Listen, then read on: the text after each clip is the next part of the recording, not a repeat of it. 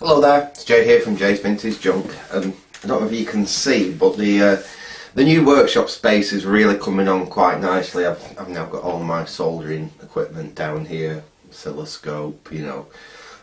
I've got a monitor up there, test meters. Oh, and my drawers are filling up nicely with tools and test equipment and things like that. And I've been up in the attic, basically going through all the stuff I've got up in the attic. It's been quite good, this, because I'm using it as an opportunity to rationalise a lot of what I've got basically stored up there, and it's dawning on me. I've got a lot of stuff up there, which it's too new for me, really. I've got like boxes and boxes and boxes of PlayStation 3 parts and PlayStation 4 parts. It's too new for what I like messing with, so I'm probably going to have a bit of a declutter and get rid of a lot of the later bits and bats of stuff like that I've got, because I don't really mess with later consoles. I mean, I had a little bit of a play a few years ago, and I can repair them, but I don't have an interest in it, put it that way. I've swapped many a HDMI port on the PS4 and things like that, but it's something that I've done because people have asked me to do it and been willing to pay me to do it. It's nothing that really interests me at all. Like I said, I'm more into the old vintage stuff. So I've got loads of stuff like that up there, which I'm probably just going to get shot of. I might get a few quid for it because there's parts there that people can use. But anyway, while I've been up there and I've been rationalising and sorting out, the thing is, when you've got a room like that that's just full of stuff, you actually kind of start forgetting what you've got up there. And I moved some stuff, and I come across a computer actually, which I completely and utterly forgotten about. I've got it here. I'll show you quickly what it is. What we've got here, this is a Compaq, I think a Proline, slimline 486 computer. Now, this came to me, it'll be over 10 years ago now. I know it was before I did YouTube. It's back when I didn't really do that much with vintage computers. I was much more into doing my amplifiers, radios, record players, TVs, you know, vintage valve stuff. That's kind of how this came to me. I used to be on a vintage radio forum quite a lot, and someone just put it on the classified section, a 486 computer. If anyone wants it, they can have it, otherwise it's going to the tip. And even back then I couldn't see a 486 go to the tip, so I said I'd have it. And it basically went from me collecting it to being stuck up in my attic, and I completely forgot about it. Here it is. Now, as far as I'm aware, it's had a few upgrades over the years. This is a 486 which was taken to use as long as you could use a 486, put it that way. This was used well into the Windows 95 era. And it's got, if I remember correctly, now I haven't opened it up, and this hasn't been powered up in at least 10 years. But I think if I remember correctly, it's got quite an interesting CPU upgrade in it. So what I thought we'd do in this video, we'll have a quick look around the system now. I'll get it on the bench and quickly show you around it. We'll crack it open and have a quick look inside it. We'll have a look at that CPU, because like I said, I have a feeling it has got something interesting in here. Something, it would have had an SX33 in it originally, I think. I'm pretty sure, like I said, it's got a CPU upgrade, and it's not like your standard, you know, a DX266 or something like that, or even an overdrive. I think it's got something a bit more interesting in it. So like I said, we'll have a look on the outside, we'll have a quick look over it, and we'll have a crack inside it, have a look over the inside of it, and then we'll get it hooked up to a keyboard and a monitor, and we'll fire it up, and we'll see if it still works. I don't think we'll probably go any further than that in this video, but I have got intentions to possibly, you know, perhaps do something, possibly downgrade it and turn it back into an early 90s retro gaming PC, something like that. Anyway, I think that's what we're going to do in this video, so I will get you paused. I will reset the camera up so we can actually have a bit of a closer look at this thing, and I'll be right back in a second. Okay, there we go. Got it a little bit closer up for you. And these were quite nice nice computers back in the day. I had when I was a lot younger, back when it would have been the very late 90s, when I used to have a little bit of a computer business. I used to buy these very similar systems to this, slightly later than this. They were early Pentium, the Pentium 75 that I used to buy a lot of, but they were the same, I think, Compaq Prolines. And basically what I used to do with them was stick a sound card in them, stick a modem in them, stick a CD-ROM drive in them, and sell them as cheap multimedia computers. I mean, like I said, this is a little bit earlier than that. This is, well, we'll find out when we get inside that, the exact date in it, but I reckon this is probably around about the 1993, 1994 kind of age. So it's Compaq Proline, and it's a 433, which I presume is 486, 33 megahertz. Really nice front. You've got a moulded floppy drive, which Compaq seem to be quite keen on. We have had a CD drive fitted to this one. It's a 44 speed CD-ROM drive. That wouldn't have been in there originally. And if I was doing this computer up as a retro gaming rig, I'd really like to stick something like a double speed or a quad speed CD drive in there rather than that 44 speed. That's a bit too new for this system. But like I said, I think this system had a long life, and it might be that, you know, the original drive it had a drive in before that failed, and that was what was current at the time. It's got a few marks and scuffs on it. Someone has obviously penned on it A and C there with biro, but all that had come off. We've got a label on the top there that just says up on, because another thing, you're used to having a press button like that for your power button. It's actually an old-fashioned flick switch on these with up on.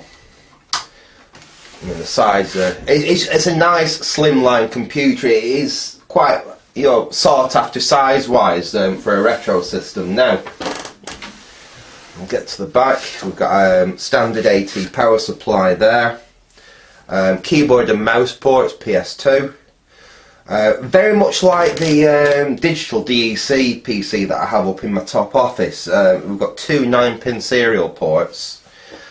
We've then got parallel printer and VGA. It's actually, on the back of it, is very similar to my digital 486. That's a 33 megahertz machine, or at least I think it was originally. I think that one still is.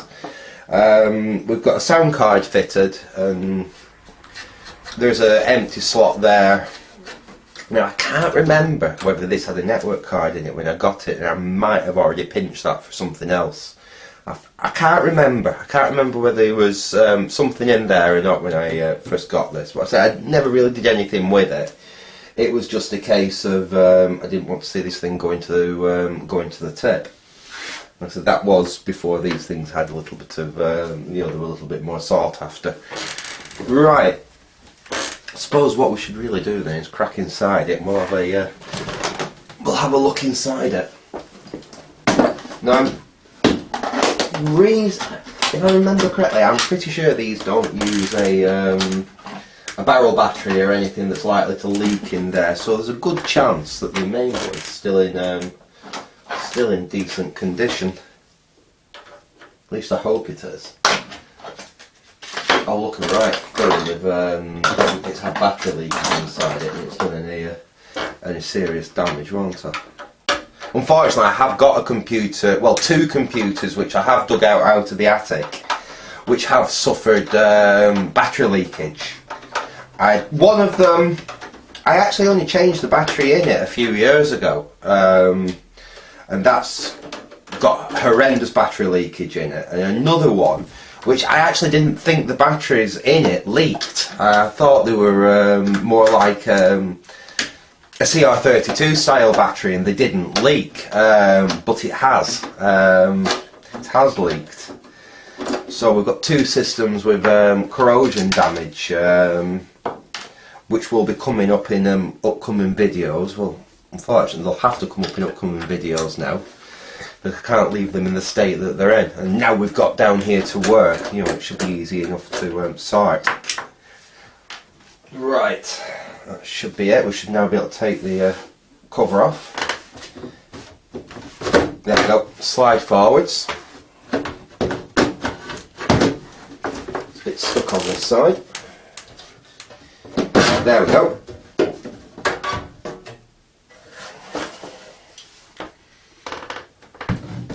And put that to one side.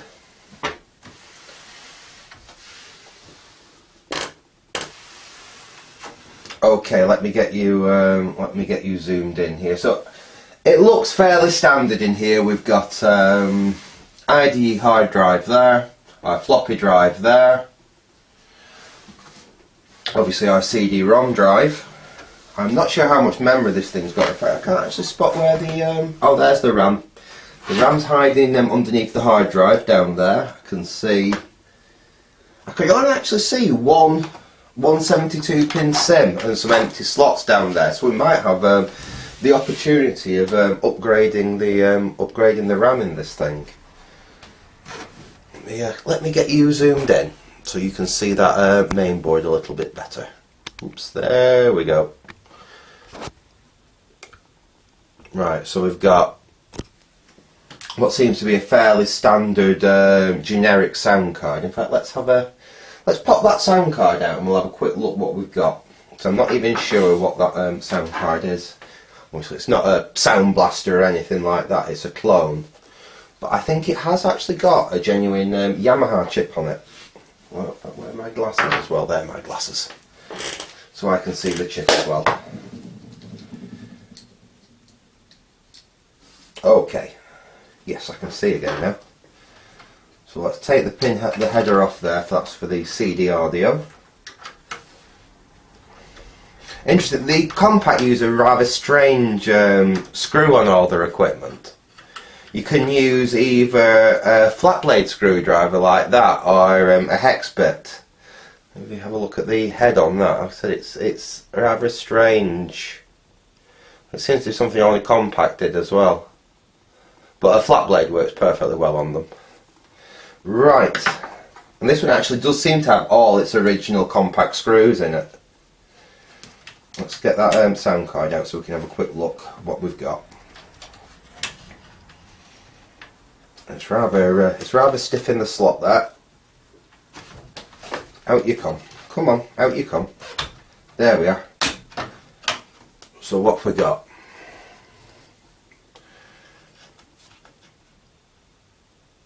Yes, we do have a genuine Yamaha chip there. We have a Yamaha YMF 71, is that 9E, I think. So we do at least have a genuine, so we do have a genuine Yamaha chip there. Appears this would have had a proprietary, this is basically a very cut down version of what seemed to be a bit more of a high, well, not a high end card, but a half decent card anyway. At least we've got a decent, we've got a proper Yamaha sound chip. But it looks like there was a ROM there,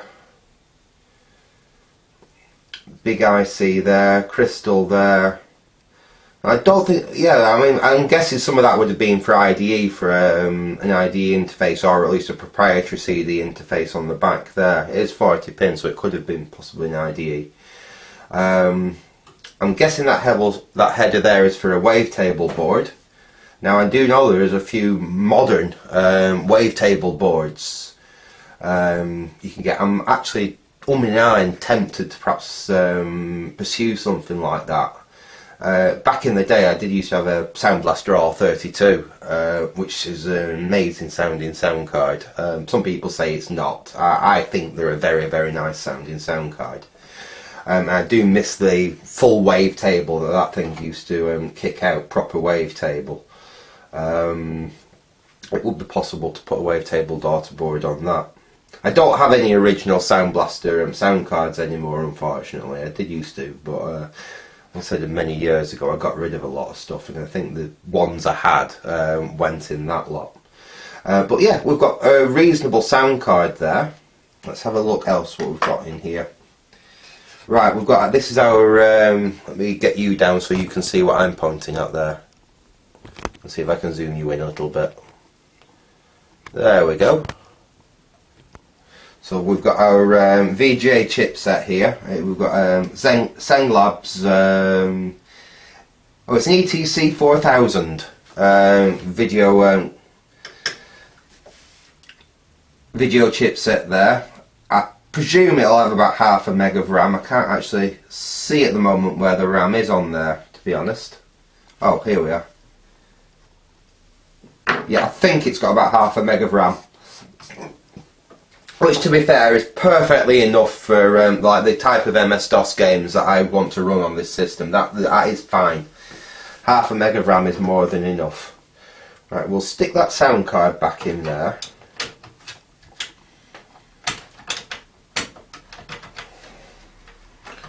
I don't know if there's any games or anything on this computer, but we have everything here that we can actually test it properly and set it up. We've got speakers, we've got a monitor, keyboard and mouse, so that is something we will be doing. Right, I'll plug that all back in.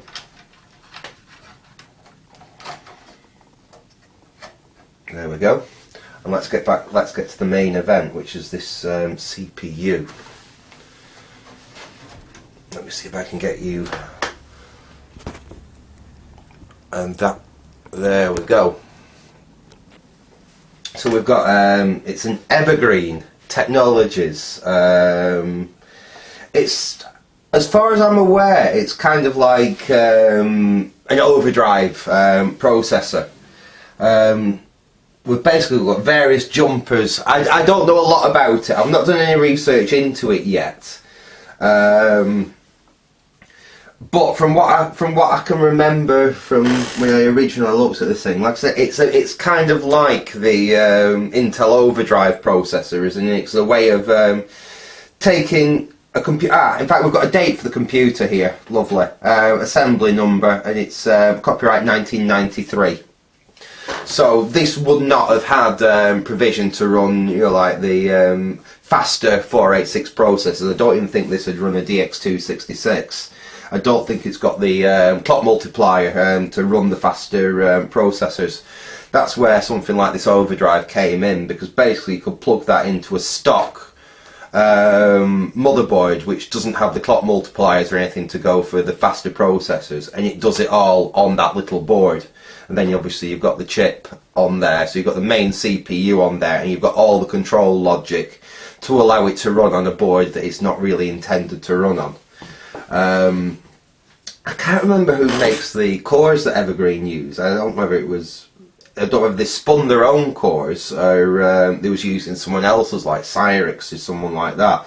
It might actually be really worthwhile to do some bit more research on that CPU, because I have watched on other people's videos some of these, you know, like the 486 upgrades right from the very end of the 486 era. I think the Evergreen ones are a little bit more of a rarity. I'm going to have to do some more research into that.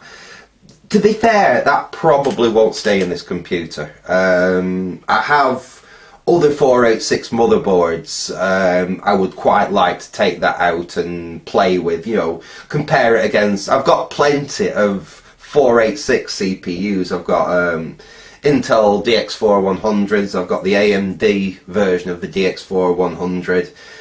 We've got that. It'd be really interesting to get one of my other decent 486 motherboards out, something that's a really good known quantity. I've got a few which are quite nice motherboards, and perhaps do some benchmarking with some of these CPUs, see what comes out best. Anyway, that's really it for the inside of the computer. Let me just get you zoom back out again a little bit. So that's pretty much it for the inside of the system. Apart from that, like I said, we've got a CD-ROM drive under there, which is really a little bit new for this system. I'm not sure what the hard drive. Shall we have a quick look, see what the hard drive is? Again, I don't know whether the hard drive is going to work or not. It'd be nice if it did, because it means I can have a quick little bit of a delve around, see what's on here. I'll have to be a little bit careful because there might be other people's, you know, personal data and things like that on here, which I don't want to show. I can't even remember whether I formatted the hard drive in this thing or not. Right, let's disconnect that. Let's pull out the cable and let's see what we've got in here as a hard drive. There we go, that's it. You slide backwards and pull out. So we have got, it's a Fujitsu. I want to see what size it is. So that gives an idea whether it's original to the computer or not. I don't think it is actually.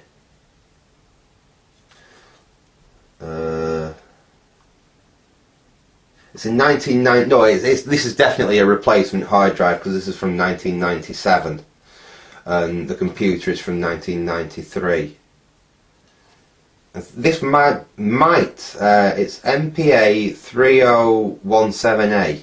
This could be a 3 GB hard drive. So I mean that is far bigger than this computer. This computer would have probably had around about 200 or 300 megabyte hard drive when it was brand new. It now has I think that's about a 3 GB. We'll find out when we get the thing fired up. So I'm guessing some shenanigans have had to go around to actually get that to work on this computer, unless they're not using its full capacity. Because I mean, you could use another hard drive, but your problem was, and you could use like a 2 GB hard drive on a computer that had a 500 megabyte hard drive limit. It would only ever work as a 500 megabyte hard drive unless there was various tricks, there was various software tricks and hardware tricks to actually get round that. Put that back in. Okay, perfect. So what I'll do, I'll just quickly pause the video, I'll fish out a keyboard and mouse and some monitor leads and what have you, and we'll get the thing fired up and we'll actually see whether it works and see what it does. So back in a sec. Okay, we've got everything set up. I've got a nice old serial SCOM mouse there. That's set as a PC mouse. It's a switchable PC or Microsoft mouse. I've got that set to PC mouse. Unfortunately, I didn't have a period correct Compaq keyboard, but I've got an Olivetti keyboard here, which is about the right era. I've got it connected up to the speakers, and I have got it connected up to my my test screen, which I've decided to use in here, which is this. I actually showed this on a video when I picked this up earlier, well, last year. It were one of my car boot sale bargains that I think I paid either £1 or £2 for it. It's a rather nice Toshiba basically TV DVD combi unit, but it's got just about every input you could ever really want. It's even got a component on it. We've got that set up as the PC input, so what I'll do, I will switch on the Compaq and we will see if anything comes up on screen.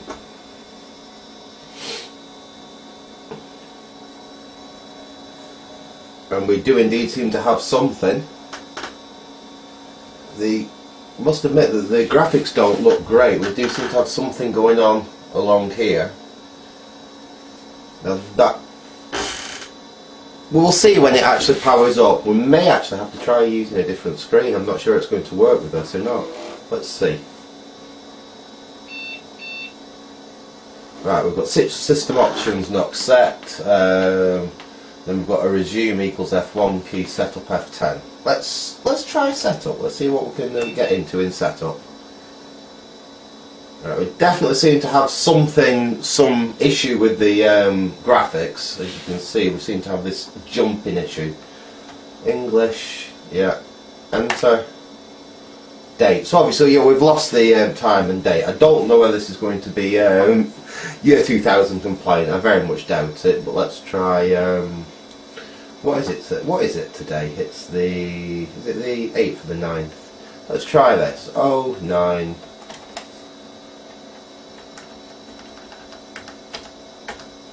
Oh 0901. No.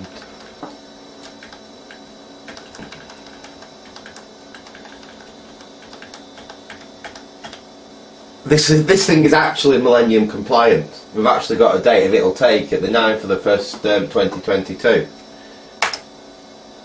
I'm not bothered about the time. Operating system DOS Windows or other. We've got 1.44 megabytes. There's no drive B. Enable. On. Enter.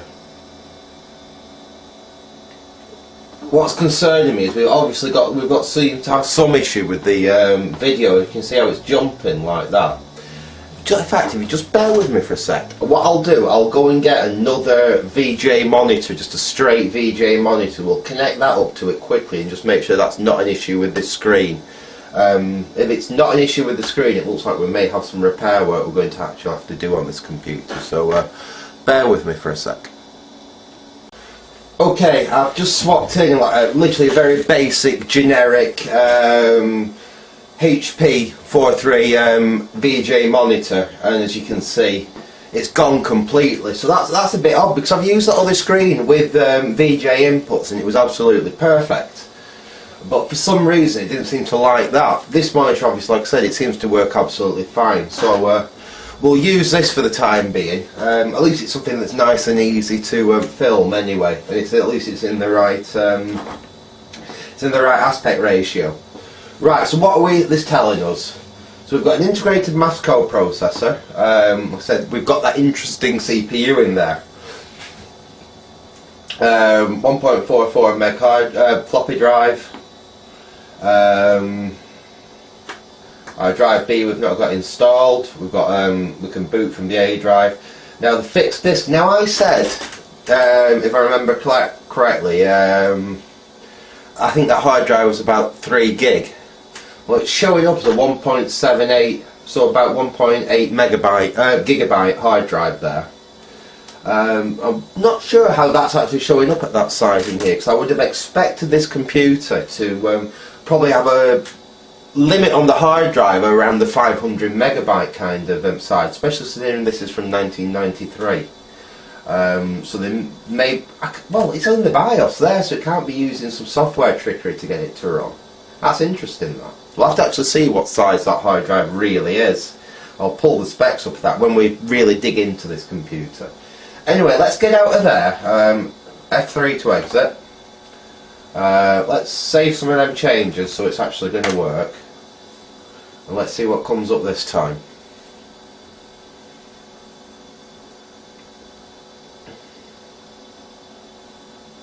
Here we go. This is looking better now. So we've got Compaq system BIOS. Then we've got 6. How much RAM's this thing got in it?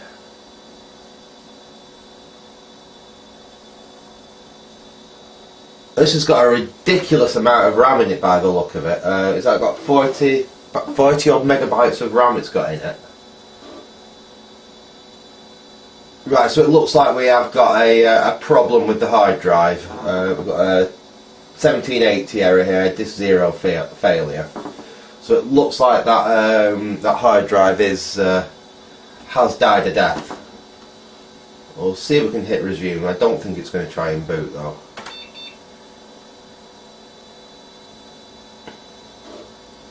No, non-system disk. So like I say, it does look like that.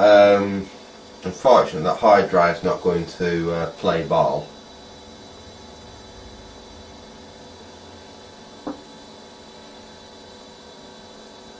But this is, I mean, this is all working nicely. So we've got the 486C2 there.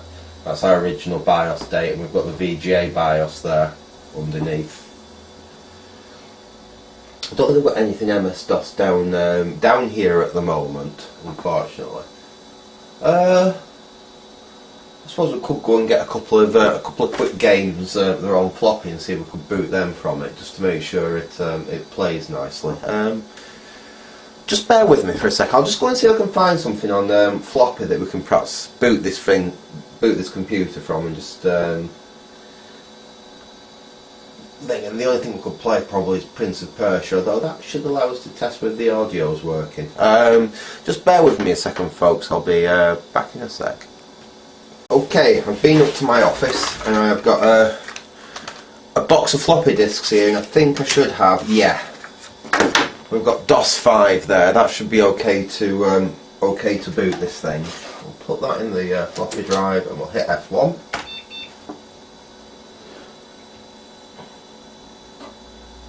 And hopefully, fingers crossed, if that floppy drive does work, which I'm not sure, that doesn't sound very happy.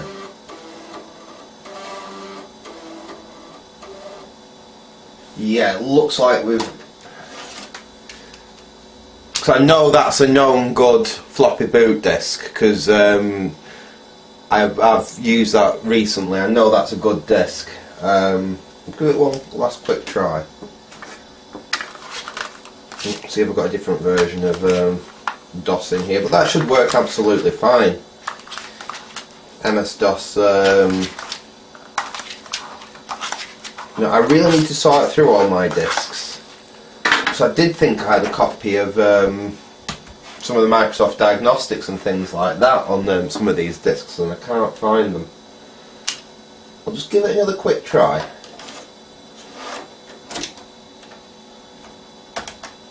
It would be nice to see the thing at least boot this today, but I just can't believe how it's got such a ridiculous amount of RAM in it. Let's see if it's going to try it this time. So we've got the hard drive failure there.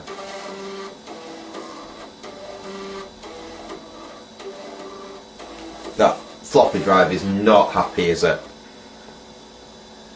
No, that floppy drive is... I could just hear the hard drive then. That was odd. Let's give it one final reboot, but I don't think we're going to see this thing boot today. But that, to be honest, for this video I just really wanted to see whether the thing still fired up and worked. So we've obviously got some problems with the hard drive, we've got some problems with the floppy drive. But apart from that, yeah, like I said, apart from that, the rest of the system does seem to be functioning. Obviously, like I said, we've got the RAM's obviously, the system BIOS, obviously the battery's flat there, that's going to need addressing. And it looks like the floppy drive is going to need addressing. And we're obviously going... No. It's trying! It really is trying that. You can hear it, it is attempting to boot from floppy, it's just not getting there. Which is a bit of a shame. Like I said, I was hoping we might be able to get it to boot, but it is not looking promising. Let's just have another quick look in the BIOS. See if I've not got anything set wrong which is preventing it, but I don't think so.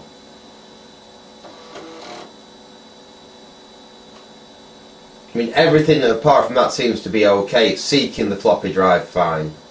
Let's put F10 in again. Let's go into setup. See, look at that now, where that was what was all messed up earlier. It was just that screen.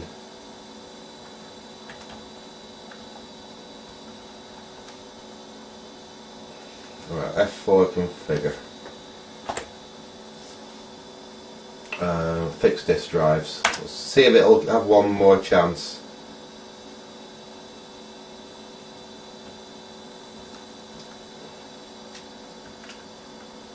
See, I I can't see any auto detect there. It hasn't got an auto detect, has it? Oh, custom drive configuration. Is that like an auto detect? Oh, you have to type in what the hard drive is. You know, cylinders, heads, sectors. So it will work with most hard drives, I think.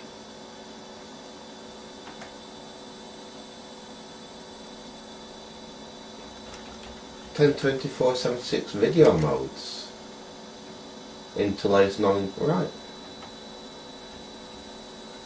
So it seems it's not a bad BIOS. This as BIOS go, especially for the earlier BIOS. I mean, anything much earlier than this, and you had to do all your setup using setup floppies. At least this doesn't need setup floppies. A lot of the Compaq 386s do, but this 486 it doesn't appear to need anything like that.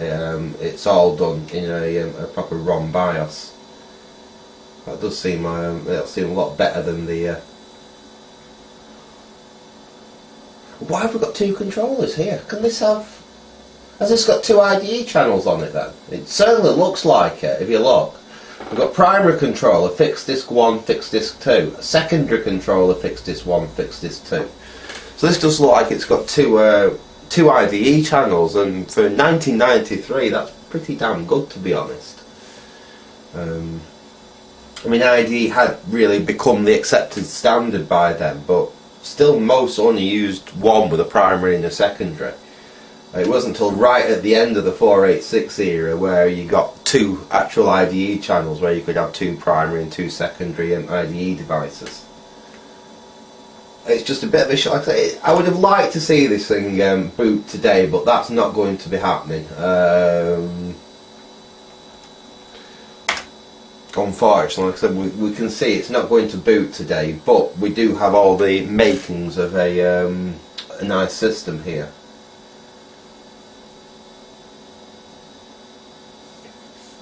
Because I can't get over that RAM. That's 20 megs, 30 megs. We've got 43.008 meg of RAM. That's ridiculous.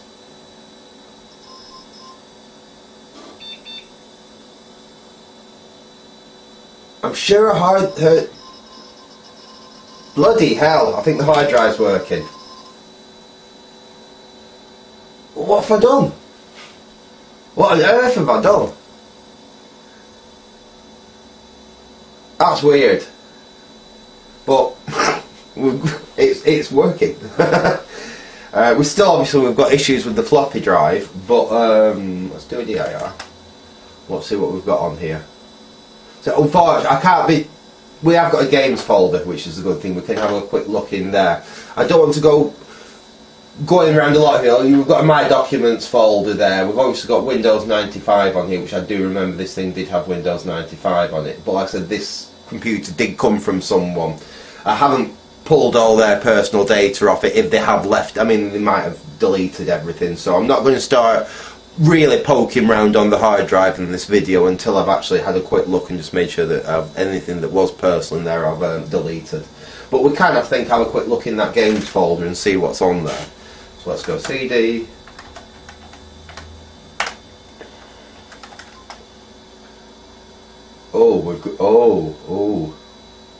We've got interesting stuff in here. Awesome. We've got a lot of really. Now that someone I think has been being really optimistic. I don't know. Yeah.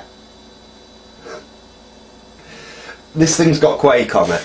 I think someone was being a little bit over optimistic there. There is lots of cool games on here though. Let's go CD Doom. Let's see if Doom's going to run. And this is the full version as well.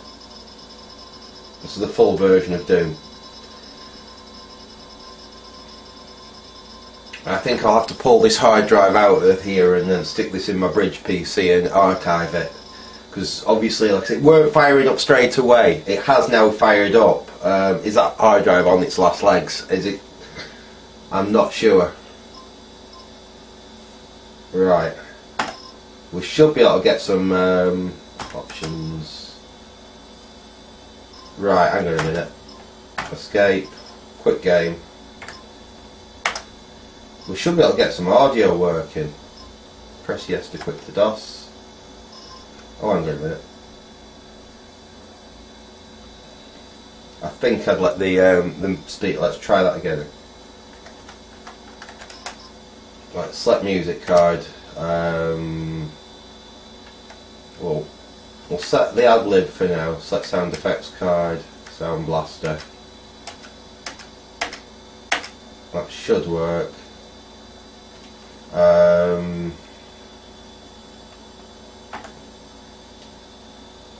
Yes. Let's see if we get any audio.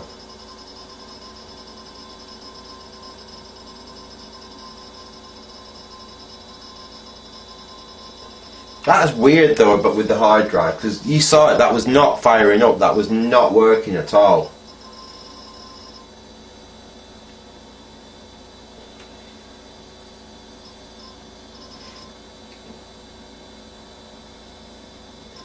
But we're not getting audio from it.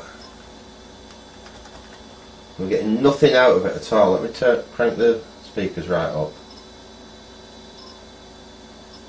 No, we're not getting any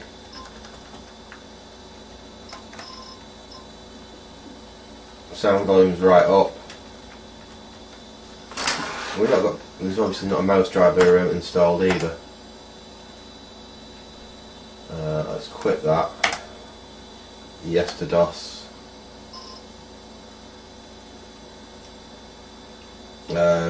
CD backslash. Enter. Yeah, what else have we got on there? So we've got Doom 2, Doctor Who, Morath, that's Morath's World I'm guessing, which is a game I used to play a lot of. We've got Xenon 2, we've got Xenon.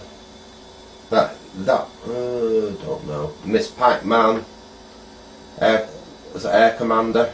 There's lots and lots of interesting Wolf 3D. Let's try that. Because that should work with an AdLib sound card easily enough. So let's have a quick look at that. Right,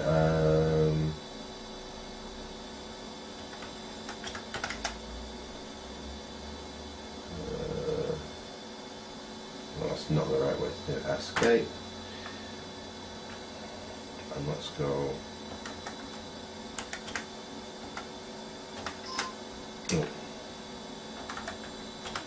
Wolf 3D.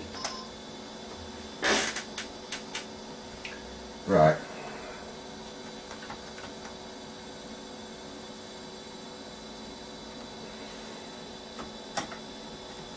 Has that crashed? Yeah, I think that's crashed. Yes, it definitely has. Well, so obviously all is not well with this system, but we have at least seen it boot up. We've actually seen a few games load, but like I said, it's got issues yet. I mean, that won't even reset with Control Alt Delete. That's a switch off job. So I will have to turn the computer off at that to try and let's see a little. The audio's obviously kicking in. Let's see if it's going to boot back up this time or whether it's going to fail again. I hope it boots back up because I would really like to see if we can get some of that, them games and what have you off there and onto something a bit more stable.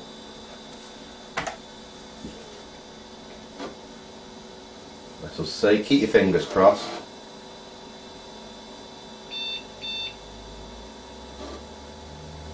System options not so right. So it's still having problems with its. Like I said, there is no.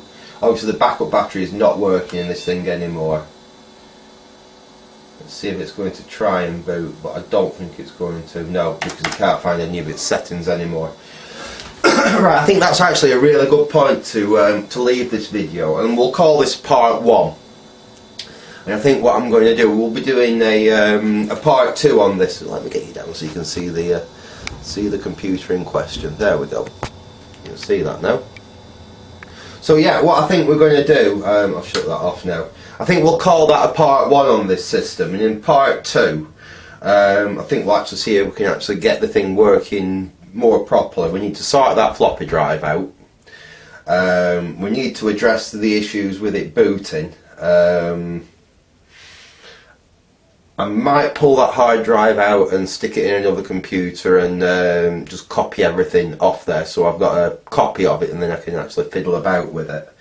I'm a bit concerned, like I said, the fact that it didn't boot straight away, and then all of a sudden that could be that hard drive's very tired. It's not been fired up for a long time and it was just a bit seized up and it's got running again. How long it's going to carry on running again, I'm not sure, so I do want to see if I can extract everything that's worth extracting off that hard drive and then put it in my archives.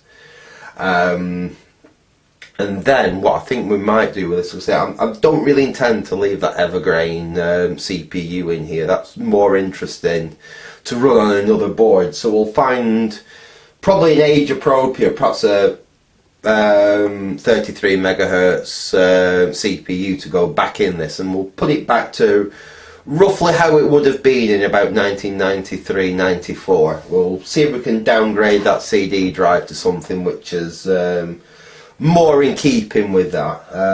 Sound card wise, we'll leave it with a fairly, you know, Sound Blaster-ish generic sound card like that, and this should be absolutely perfect for playing, well, Wolf 3D, early Doom, you know, Doom 1, anything like that, and then the earlier stuff we could play on as well, you like Commander Keen's, the original Duke Nukems, stuff like that. This should be a really, really nice computer to actually play about with. Somewhere I've got my original copies of Secret of Monkey Island. I think I'd rather like to dig them out and perhaps have a play with them on something like this, something about the right age for that kind of game.